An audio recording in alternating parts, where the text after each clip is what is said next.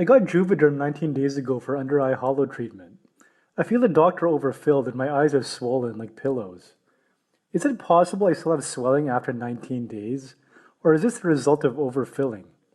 Is it normal to get overfilled, or is this a sign of lack of skills? I feel after the injection, my eyes have more pigmentation. Can you tell me if it is still bruised from the pictures? Is it possible for me to massage the extra filler and make it flat? What can I do? Should I let my doctor dissolve and try again? I'm not sure if I trust my doctor's skills. Thank you for your question. You state in your question that 90 days ago you had Juvederm to help you with the under eye hollows, and that you're concerned that you have swelling, that you have some pigmentation concerns, and you are now clearly have lost some faith in your doctor's abilities to take care of you properly, and you're asking for additional opinions. Well, I can certainly give you a little perspective based on the limited information I have here, which with the two photos you submitted. I'm a board-certified cosmetic surgeon and a fellowship-trained oculofacial plastic and reconstructive surgeon. Helping people improve the appearance of their eyes is what I do every day of my practice for over 20 years. And certainly the challenges of helping people strategize the best way to address what is perceived as under-eye hollows, whether it's with fillers or other options, is something we do a lot every day. And dealing with situations like yours, people do come to us for some type of corrective treatment. So that being said, I would go so far as to say, to begin with, is dealing with some of the reactions that you're dealing with, and then we'll deal with the underlying issue.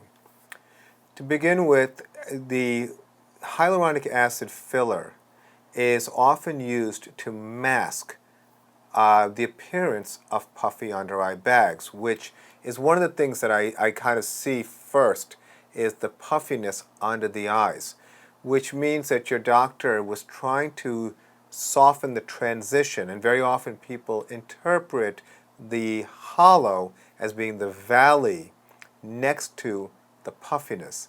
And so they try to fill the valley when actually the puffiness is the mountain, which probably strategically is more effectively addressed first. Now, in our practice, if someone has a mild or minimal amount of puffiness, we will do exactly or something comparable to what your doctor did, which is to try to soften the transition and make the tear trough area look better and make the transition look nicer. Now, that being said, understand that hyaluronic acid filler is something that is a material that has something called a hydrophilic tendency, which means it absorbs water.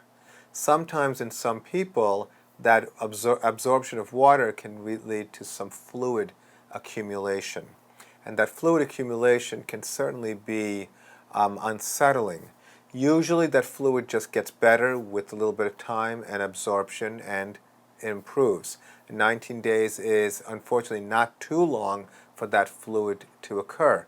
What I've seen a lot is patients who have bags, when they've had the hyaluronic acid filler placed, it makes their bags look actually worse. And so a lot of times I do end up using hyaluronidase to actually dissolve the filler altogether to just reveal what is actually the structure of the eye area.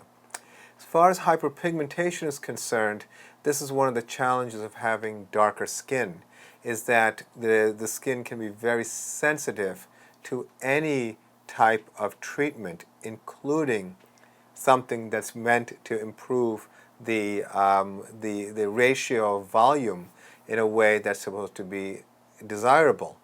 A lot of times we combine our strategies of using a filler such as Juvederm, or usually for under-eye areas I use Restylane, and I combine that with platelet-rich plasma. Platelet-rich plasma is derived from your own blood, and it is a concentration of the wound healing factors, growth factors, that will stimulate collagen and improve blood supply, and it does seem to help pigmentation under the eyes, And in a way, it may even mitigate some of the issues that could happen with the reactive hyperpigmentation. Unfortunately, with darker skin, reactive hyperpigmentation can last a while, and it might be something you're going to have to just manage conservatively in the short term. So the other aspect of this is that if this was not the best procedure for you, it might require either a different perspective in terms of where to augment to soften that appearance. And when I say augment, very often it's good to augment the cheek area or the eyelid to cheek junction in order to soften that transition. A lot of times when people have very shallow cheekbones, when a doctor places this filler in this narrow zone of the tear trough, it's like they're putting this material on a shelf or on a ledge, and there's nothing underneath to support it, and there's no continuity. Sometimes what we do is we'll augment the cheekbones in a method using something called the Y-lift approach, where we're actually placing it on the structure of the bone, and it creates this beautiful balance between the cheek and the eyes. And other times, when someone has significant puffiness, I simply tell them don't do the filler. And I would rather strategize where we address the puffiness through a procedure like transconjunctival blepharoplasty to address the underlying major cause and then deal with volume correction after the surgery. So as you can see, there are many ways to approach these issues, and there is a lot of art to this. I think it's worth it to go see your doctor again and give them the opportunity to take corrective action. You know, we routinely in our practice see our patients after 2 weeks every time we do injectables, because there is a lot of finesse to this, and it's not always ideal when you do it at one point and get the optimal result. Sometimes a little massage goes a long way, sometimes a little enhancement, adding a little material.